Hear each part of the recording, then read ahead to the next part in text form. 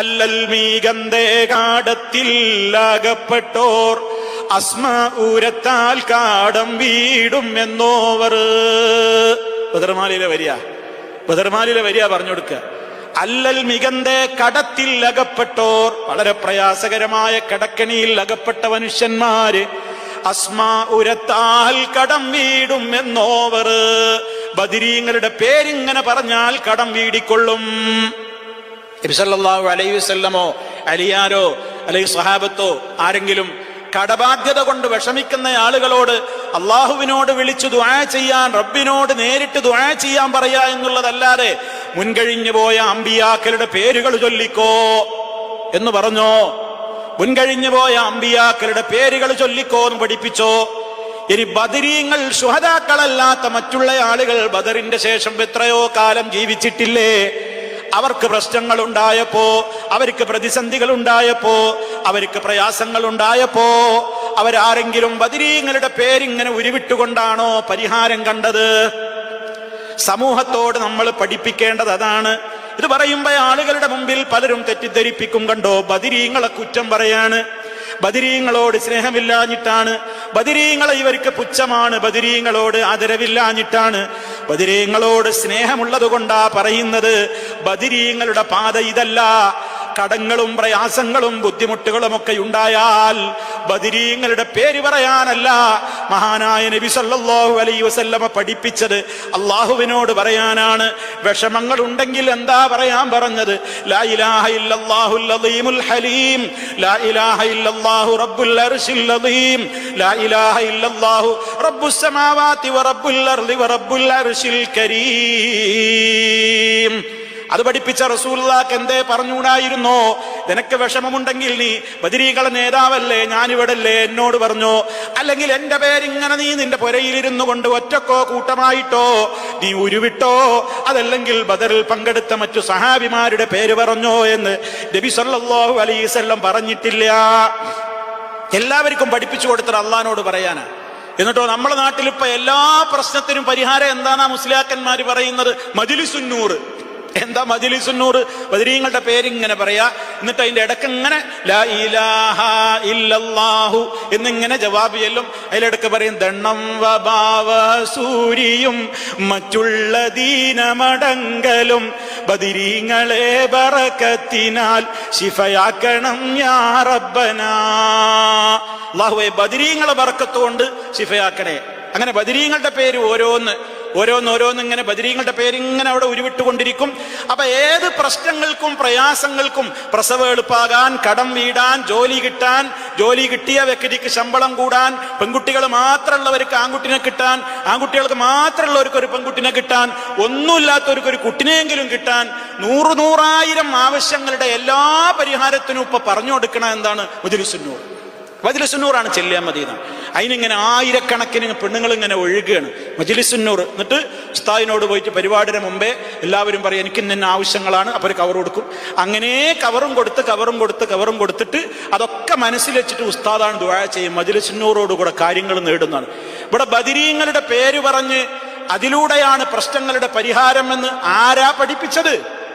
ബദരീങ്ങൾ പഠിപ്പിച്ചോ? ബദരീങ്ങളുടെ നേതാവ് പഠിപ്പിച്ചോ? അവരോട് സ്നേഹമുണ്ടെങ്കിൽ അവർ ജീവിച്ച് കാണിച്ചു തന്ന വഴിയിലൂടെ ജീവിച്ചുകൊണ്ടാ സ്നേഹം കാണിക്കേണ്ടത്. നബി സല്ലല്ലാഹു അലൈഹി വസല്ലമയോട് സഹാബത്ത് കടബാധ്യതയെ കുറിച്ച് പറഞ്ഞത് നമ്മൾ കേട്ടില്ലേ? അലി റളിയല്ലാഹു അൻഹുവിനോട് കടബാധ്യതയെ കുറിച്ച് മറ്റുള്ളവർ വന്ന് പറഞ്ഞത് കേട്ടില്ലേ? അവർക്കൊന്നും ഈ ബദരീങ്ങളോട് സ്നേഹല്ലേ? നിങ്ങൾ ബദരീങ്ങളെ പേര് പറഞ്ഞോളീൻ. അല്ലെങ്കിൽ നമ്മുടെയൊക്കെ മുമ്പ് കഴിഞ്ഞുപോയ ധാരാളം നബിമാരില്ലേ, ആ നബിമാരുടെയൊക്കെ പേര് പറഞ്ഞോളീൻ, നാ കടം വീടിക്കൊള്ളുമെന്ന് നബി സല്ലല്ലാഹു അലൈഹി വസല്ലം പറഞ്ഞോ? ഇല്ല സഹോദരങ്ങളെ. അതുകൊണ്ട് ബദർമാലയിൽ പറഞ്ഞ പരിഹാര ഞാൻ നേരത്തെ പറഞ്ഞത്. അല്ലൽ മീകന്തേ കാടത്തിൽ അകപ്പെട്ടോർ അസ്മാഊരത്താൽ കാടം വീടും എന്നോവർ. ബദരീങ്ങളെ പേരാണ് പറഞ്ഞ കടം വീടും എന്നാണ്. ഇസ്ലാം അങ്ങനെ പറഞ്ഞിട്ടില്ല. ഇത് ബദരീങ്ങളോട് സ്നേഹമില്ലാത്തത് കൊണ്ടല്ല, ബദരീങ്ങളോട് സ്നേഹമുള്ളത് കൊണ്ടായി പറയുന്നത്. ബദരീങ്ങൾ ജീവിച്ച പാതക്ക് വിരുദ്ധമായിട്ട് ജീവിക്കുക, എന്നിട്ട് പറയാ ഞങ്ങൾക്ക് ആ ബദരീങ്ങളോട് സ്നേഹം. ബദരീങ്ങൾ കാണിച്ചു തന്ന പാതയിലൂടെ മുന്നോട്ട് പോകണം എന്ന് പറയുന്നവരെ കുറ്റം പറയാ. എന്താ അവർക്കുള്ള കുറ്റം? നിങ്ങൾക്ക് ബദരീങ്ങളോട് സ്നേഹമില്ല, ബദരീങ്ങളോട് പുച്ഛമാണ്, ബദരീങ്ങളെ ആദരിക്കാത്തവരാണ്, പഴച്ചവരാണ്, പഴപ്പിക്കുന്നവരാണ്. എന്തൊരു പുതുമയാണിത്, ആലോചിച്ചു നോക്കൂ നിങ്ങൾ. അപ്പൊ സഹോദരങ്ങളെ, ഏത് പ്രതിസന്ധിയിലും ഏത് പ്രയാസത്തിലും റഹ്മാനായ റബ്ബിനോടാണ് നമ്മൾ പറയേണ്ടത്. റബ്ബാണ് നമ്മുടെ പ്രതിസന്ധികളും പ്രയാസങ്ങളും പരിഹരിക്കാൻ കഴിവുള്ളവൻ. ആ നാഥനോട് പറയാനാണ് ബദരീങ്ങളടക്കമുള്ള എല്ലാ മുൻഗാമികളും പഠിപ്പിച്ചു തന്നതും. മുആദ് റളിയല്ലാഹു അൻഹുവിനെ പഠിപ്പിച്ചു കൊടുത്ത നമുക്ക് ഹദീസിൽ കാണാം, മുആദേ നീ അല്ലാഹുവിനോട് പ്രാർത്ഥിക്കണം, കടമുണ്ടെങ്കിൽ അത് വീടുന്നു. اللهم مالك الملك تؤتي الملك من تشاء وتنزع الملك ممن تشاء وتعز من تشاء وتذل من تشاء بيدك الخير إنك على كل شيء قدير رحمن الدنيا والآخرة ورحيمهما تعطيهما من تشاء وتمنعهما من تشاء ارحمني رحمة تغنيني بها عن رحمة من سواك.